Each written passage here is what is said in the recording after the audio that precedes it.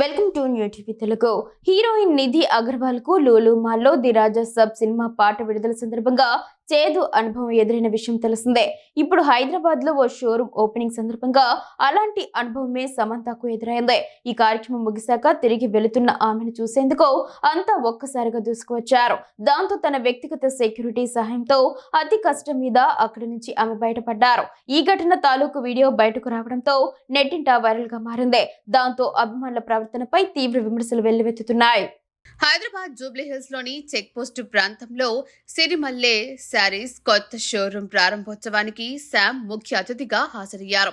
ఈ కార్యక్రమానికి ఆమె అభిమానులు భారీగా తరలివచ్చారు.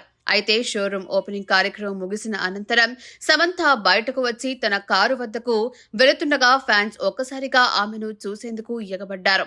ఆమెను చుట్టుముట్టి సెల్ఫీల కోసం ప్రయత్నించారు. దీంతో ఒక్కసారిగా పరిస్థితి అదుపు తప్పి ఆమె కారు వరకు వెళ్లడం కూడా కష్టంగా మారింది. దీంతో వ్యక్తిగత సెక్యూరిటీ సిబ్బంది అతి కష్టం మీద సమంతను అభిమానుల గుంపు మధ్య నుంచి తప్పించి కారు ఎక్కించారు.